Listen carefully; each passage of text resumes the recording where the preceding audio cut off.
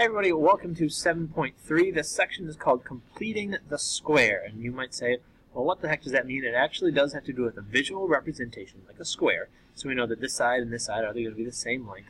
And if I give you something like x squared plus 4x, and I want to complete the square, well, if you kind of remember back from when we were doing some factoring and things like that, we can kind of divide this up and say, if we do x plus and x plus something, we don't know what these numbers are yet, but I know that this square, if I do x times x, I get x squared.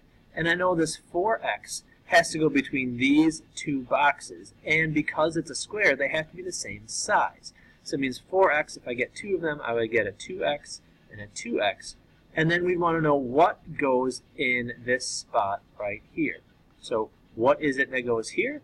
That's what we want to be able to find out, and that's what completing the square is going to be all about. So I've kind of just gone over it very briefly, but the idea is, what do I need to add here to make sure that when I can put these things together, I will get a square? So if I get a number that is not right, I would kind of end up with something that's a little bit extra, and so that's not a square. Or I might get a little bit too short, or something like that. We want to get the exact right number, so this is, in fact, a perfect square.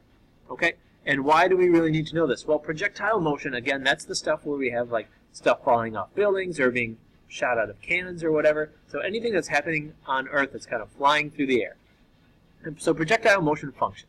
The height of an object rising or falling under the influence of gravity is modeled by the function y equals ax squared plus v sub 0x plus s sub 0, where x represents time in seconds, y represents the object's height from the ground in meters or feet, a is half the downward acceleration due to gravity. So a is either going to be negative 4.9 if we're talking about meters squared, or negative 16 if we're talking about feet.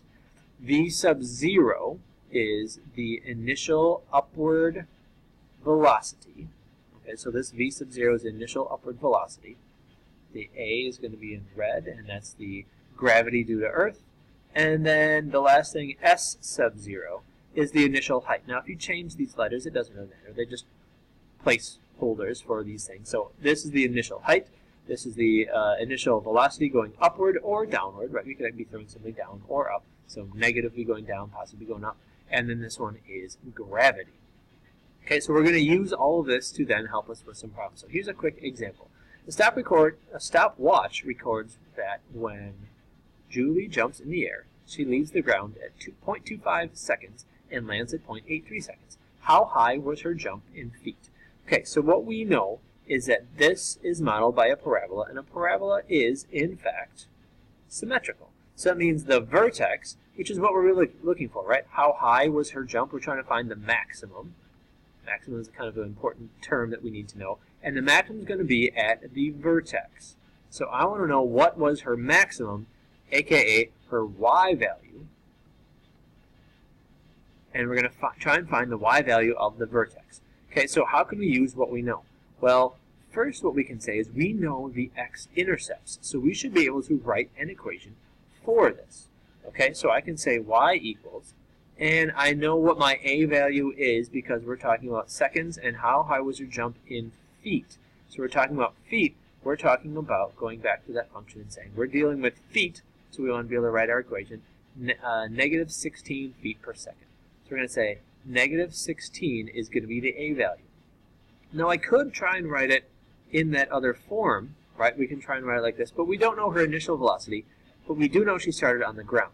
Well, instead, we know these two numbers. Remember that these two numbers are the zeros or the roots. So what we can do is we can actually use factored form to help us out here. So factored form would be x minus 0.25 and x minus 0.83. Okay, so here would be our equation that we could use to model this graph.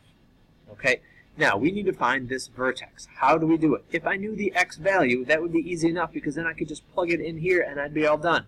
Well, since we know that this is symmetrical, I know that these 2 points, the 2 zeros, are going to be the same distance from the x value here that is the vertex. So they are going to be the same distance apart. So what I can do is if I find the middle of those two, I should be able to find the x value of the vertex. Okay, so how to find the middle of these two numbers? Well, I can find the average take 0.25 plus 0.83 and divide by 2, and you will get 1.08 divided by 2, which is 0.54.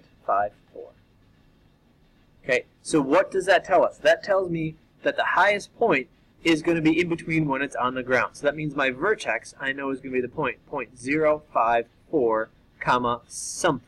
Right? So this is the number that I need to get to answer the question of how high her jump was in feet. So what I want to do is I want to plug in 0.54 in for x here and in for x here, and then I should be able to get my value. So we can write this as y equals negative 16.05 or 0.54 minus 0.25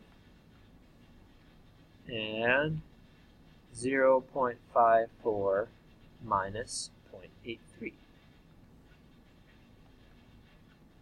And you're probably saying to yourself, well, I have a negative here. This is going to be a positive. This is going to be a negative. So a negative times a positive times a negative should give me a positive, which is a good sign. So after you multiply all of that out, you should be able to get this answer. Negative 16, and then this is going to be 0.29, and this one is negative 0.29. Why are these opposites? Well, that's good because they have to be the same distance apart. 0.25 is 0.29 less than 0.54, and 0.83 is 0.29 more than 0.54. So if we multiply all those together, you should get an answer of y equals 1.3456. So what does that mean? Let's not just write that and leave it. We're talking about how high was her jump in feet. We're trying to find the vertex. So the vertex, she jumped 1.3456 feet in the air. All right, there you go. There's your first example.